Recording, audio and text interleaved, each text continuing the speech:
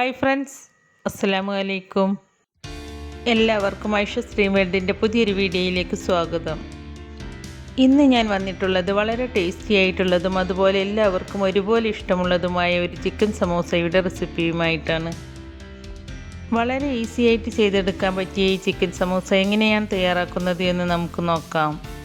സമോസയുടെ ഫില്ലിങ്ങിന് മെയിനായിട്ട് വേണ്ടത് ചിക്കനാണ്. അപ്പോൾ അതിന് വേണ്ടിയിട്ട് ഞാനിവിടെ 250 ഗ്രാം ബോൺലെസ്സായ ചിക്കൻ എടുത്തിട്ടുണ്ട്.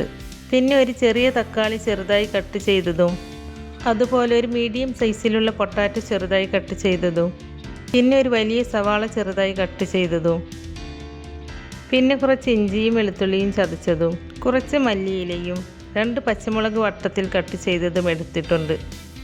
സമൂസ ഫോൾഡ് ചെയ്തെടുക്കാനായിട്ട് ഞാനിവിടെ റെഡിമെയ്ഡ് സമൂസ ഷീറ്റാണ് എടുത്തിട്ടുള്ളത്. ഇനി നമുക്ക് ആദ്യം ഈ ചിക്കൻ ഒന്ന് വേവിച്ചെടുക്കാം. ചിക്കൻ വേവിച്ചെടുക്കാനായിട്ട് ഞാനിവിടെ ഈ ചിക്കൻ ഒരു കുക്കറിലേക്ക് ഇട്ട് കൊടുത്തിട്ടുണ്ട്. അതിലേക്ക് 1/4 ടീസ്പൂൺ മഞ്ഞൾപ്പൊടിയും 1/2 ടീസ്പൂൺ കുരുമുളക് പൊടിയും ഈ ചിക്കനിലേക്ക് ആവശ്യത്തിനുള്ള ഉപ്പും കുറച്ച് വെള്ളവും ചേർത്ത് മിക്സ് ചെയ്തതിന് ശേഷം ഈ കുക്കർ അടച്ച് വെച്ച് 2 വിസിൽ വരുന്നത് വരെ ഈ ചിക്കൻ ഒന്ന് വേവിച്ചെടുക്കാം. ചിക്കൻ വെന്ത് വരുമ്പോഴേക്കും നമുക്കിതിലേക്ക് വേണ്ട ബാക്കിയുള്ള ഇൻഗ്രീഡിയൻസൊക്കെ ഒന്ന് വഴറ്റിയെടുക്കാം. അതിനായിട്ട് ഞാനിവിടെ ഒരു കടായി അടുപ്പത്ത് വെച്ച് അതിലേക്ക് കുറച്ച് വെളിച്ചെണ്ണ ഒഴിച്ച് കൊടുക്കുന്നുണ്ട്. എണ്ണ ചൂടായിട്ട് വരുമ്പോൾ 1 ടീസ്പൂൺ ഇഞ്ചി ചതച്ചത് ചേർത്ത് കൊടുത്ത് വഴറ്റിയെടുക്കുക. ഇഞ്ചി ചെറുതായിട്ടൊന്ന് വഴന്നു വന്നാൽ കട്ട് ചെയ്ത് വെച്ച പൊട്ടാറ്റോ ചേർത്ത് കൊടുക്കുക. എന്നിട്ട് 1 മിനിറ്റ് നേരം നന്നായിട്ടൊന്ന് വഴറ്റിയതിന് ശേഷം കട്ട് ചെയ്ത് വെച്ച് സവാള ചേർത്ത് കൊടുക്കാം.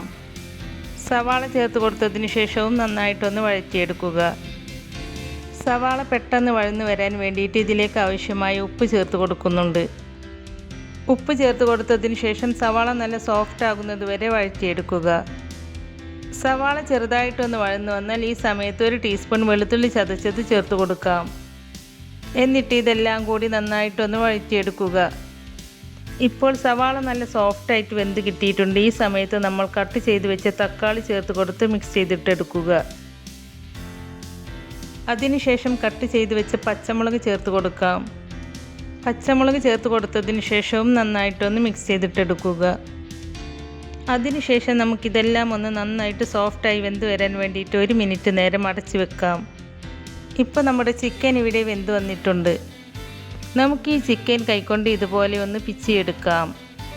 ഇനി നിങ്ങൾക്കിത് മിക്സിയിലിട്ട് ക്രഷ് ചെയ്തെടുക്കണമെങ്കിൽ അങ്ങനെയും ചെയ്യാം കേട്ടോ. മിക്സിയിലിട്ട് ക്രഷ് ചെയ്യുന്നതിനേക്കാൾ കൂടുതൽ ടേസ്റ്റ് ഇതുപോലെ പിച്ചിയെടുക്കുമ്പോഴാണ്. അപ്പോൾ ഞാനിതെല്ലാം ഇതുപോലെ ഒന്ന് പിച്ചിയെടുത്തിട്ടുണ്ട്. ഇപ്പോൾ നമ്മുടെ സവാളയും പൊട്ടാറ്റയും തക്കാളിയും ഒക്കെ നല്ല സോഫ്റ്റായി വെന്ത് കിട്ടിയിട്ടുണ്ട്. ഇനി നമുക്കിതിലേക്ക് 1/4 ടീസ്പൂൺ മഞ്ഞൾപ്പൊടി ചേർത്ത് കൊടുക്കാം. കൂടെ തന്നെ 1/2 ടീസ്പൂൺ മുളക് പൊടിയും 1/2 ടീസ്പൂൺ ചിക്കൻ മസാലയും ചേർത്ത് കൊടുത്ത് ഈ പൊടികളുടെ ഒക്കെ ഒരു പച്ചമണം പോകുന്നത് വരെ ഒന്ന് വഴറ്റിയെടുക്കുക. അതിനുശേഷം നമുക്കിതിലേക്ക് പിച്ചിയെടുത്ത് ചിക്കൻ ചേർത്ത് കൊടുക്കാം. എന്നിട്ട് നന്നായിട്ടൊന്ന് മിക്സ് ചെയ്തിട്ടെടുക്കുക. ഇനി നമുക്കിതിലേക്ക് 1/2 ടീസ്പൂൺ കുരുമുളക് പൊടി ചേർത്ത് കൊടുക്കാം. കുരുമുളക് പൊടി ചേർത്ത് കൊടുത്തതിന് ശേഷവും നന്നായിട്ടൊന്ന് മിക്സ് ചെയ്തിട്ടെടുക്കുക. അതിനുശേഷം കുറച്ച് മല്ലിയില ചേർത്ത് കൊടുത്ത് മിക്സ് ചെയ്തതിന് ശേഷം നമുക്ക് ഫ്ലെയിം ഓഫ് ചെയ്യാം.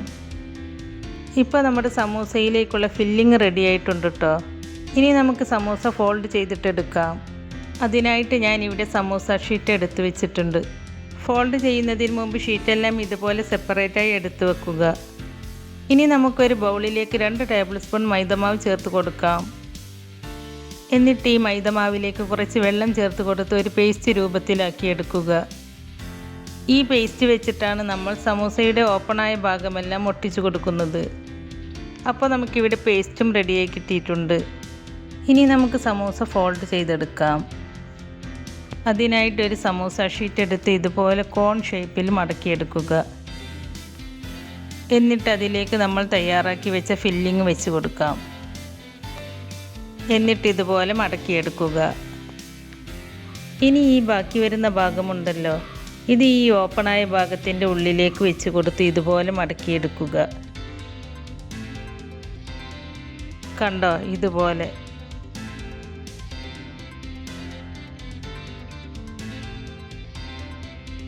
ഇനി ഇത് എണ്ണയിലേക്ക് ഇടുമ്പോൾ ഇതിൻ്റെ ഉള്ളിലേക്ക് എണ്ണ കയറാതിരിക്കാൻ വേണ്ടിയിട്ട് നമുക്കിതിൻ്റെ ഓപ്പണായ ഭാഗമെല്ലാം നല്ലതുപോലെ നമ്മൾ നേരത്തെ ഉണ്ടാക്കി വെച്ച പേസ്റ്റ് കൊണ്ട് ഇതുപോലെ ഒട്ടിച്ചു കൊടുക്കാം. അപ്പം ഞാൻ ഇതിൻ്റെ എല്ലാ ഭാഗവും നല്ലതുപോലെ ഒട്ടിച്ചു കൊടുത്തിട്ടുണ്ട്. ഇനി നമുക്കിതുപോലെ ബാക്കിയുള്ളതും ഫോൾഡ് ചെയ്തിട്ടെടുക്കാം. ഫില്ലിങ് വെച്ച് കൊടുക്കുമ്പോൾ പ്രത്യേകം ശ്രദ്ധിക്കേണ്ട ഒരു കാര്യമാണ്, ഒരുപാട് ഫില്ലിങ് ഇതിൽ വെച്ച് കൊടുക്കരുത്. ഒരുപാട് വെച്ച് കൊടുത്താൽ ഇത് ഫ്രൈ ചെയ്തിട്ട് കുറച്ച് സമയം കഴിയുമ്പോഴേക്കും ഇത് പെട്ടെന്ന് കുതിർന്ന് പോകും. അതായത് ഇതിൻ്റെ ക്രിസ്പിനെസ് ഒക്കെ പോയിട്ട് പെട്ടെന്ന് സോഫ്റ്റായി പോകും. അതുകൊണ്ട് എപ്പോഴും നല്ല ക്രിസ്പി ആയിട്ടിരിക്കാൻ വേണ്ടിയിട്ട് വളരെ കുറച്ച് മാത്രം ഫില്ലിങ് വെച്ച് കൊടുക്കുക. അപ്പോഴേ നമുക്കിത് നല്ല ക്രിസ്പി ആയിട്ട് കിട്ടുകയുള്ളൂ. ഇനിയിപ്പോൾ ഈ രീതിയിൽ മാത്രമല്ല, ഒരുപാട് രീതിയിൽ നമുക്കിത് ഫോൾഡ് ചെയ്തിട്ടെടുക്കാം കേട്ടോ. ഇനി നിങ്ങൾക്ക് ഈ രീതിയിൽ മടക്കിയെടുക്കാൻ പറ്റുന്നില്ലെങ്കിൽ ഇതുപോലെയും മടക്കിയെടുക്കാം. ഏത് രീതിയിൽ മടക്കിയെടുത്താലും അതിൻ്റെ ഓപ്പണായ ഭാഗം നന്നായിട്ട് ഒട്ടിച്ചു കൊടുത്താൽ മതി. അപ്പം ഞാൻ ഇതെല്ലാം ഇവിടെ ഇതുപോലെ മടക്കിയെടുത്തിട്ടുണ്ട്. ഇനി നമുക്കിത് ഫ്രൈ ചെയ്തിട്ടെടുക്കാം. അതിനായിട്ടൊരു ചീനച്ചട്ടിയിലേക്ക് ഫ്രൈ ചെയ്തെടുക്കാൻ ആവശ്യമായ കുറച്ച് സൺഫ്ലവർ ഓയിൽ ഒഴിച്ച് കൊടുത്തിട്ടുണ്ട്. എണ്ണ നന്നായിട്ട് ചൂടായിട്ട് വരുമ്പോൾ ഒരു മീഡിയം ഫ്ലെയിമിലേക്ക് മാറ്റിയിട്ട് സമൂസ ഓരോന്നായിട്ട് ഇട്ട് കൊടുക്കാം. എപ്പോഴും സമൂസ ഫ്രൈ ചെയ്തിട്ടെടുക്കുന്ന സമയത്ത് എണ്ണ നന്നായിട്ടൊന്ന് ചൂടാക്കുക. എന്നിട്ട് ഫ്ലെയിം മീഡിയത്തിലേക്ക് മാറ്റി വെച്ചതിന് ശേഷം മാത്രം സമൂസ എണ്ണയിലേക്ക് ഇട്ട് കൊടുക്കുക. അല്ലെങ്കിൽ ഇത് പെട്ടെന്ന് കരിഞ്ഞു പോകും. ഇതിൻ്റെ ഒരു ഭാഗം ഫ്രൈ ആയി കിട്ടിയിട്ടുണ്ട്. ഇനി നമുക്ക് തിരിച്ചിട്ട് കൊടുക്കാം. ഇപ്പോൾ ഇതിൻ്റെ രണ്ട് ഭാഗവും ഫ്രൈ ആയി കിട്ടിയിട്ടുണ്ട്. ഇനി നമുക്ക് എണ്ണയിൽ നിന്നും എടുത്തു മാറ്റാം. ഇനി നമുക്ക് ബാക്കിയുള്ളതും ഇതുപോലെ ഫ്രൈ ചെയ്തിട്ടെടുക്കാം. സമൂസ എണ്ണയിലേക്ക് ഇട്ട് കൊടുക്കുമ്പോൾ പ്രത്യേകം ശ്രദ്ധിക്കേണ്ടത് ഫ്ലെയിം ഹൈ ഫ്ലെയിമിലും ആക്കരുത്, എന്നാൽ ലോ ഫ്ലെയിമിലും ആക്കരുത്. ഹൈ ഫ്ലെയിമിലാക്കിയാൽ സമൂസ പെട്ടെന്ന് കരിഞ്ഞു പോകുകയും ലോ ഫ്ലെയിമിലാക്കിയാൽ സമൂസ നന്നായിട്ട് എണ്ണ കുടിക്കുകയും ചെയ്യും. അതുകൊണ്ട് ഒരു മീഡിയം ഫ്ലെയിമിൽ തന്നെ വെച്ചിട്ട് ഫ്രൈ ചെയ്തിട്ടെടുക്കുക. അപ്പോൾ ഞാനിവിടെ ഈ സമൂസ എല്ലാം ഫ്രൈ ചെയ്തെടുത്തിട്ടുണ്ട്. എണ്ണ ഒട്ടും കുടിക്കാതെ നല്ല ക്രിസ്പി ആയിട്ട് തന്നെ നമുക്ക് ഈ സമൂസ ഫ്രൈ ആയി കിട്ടിയിട്ടുണ്ട്.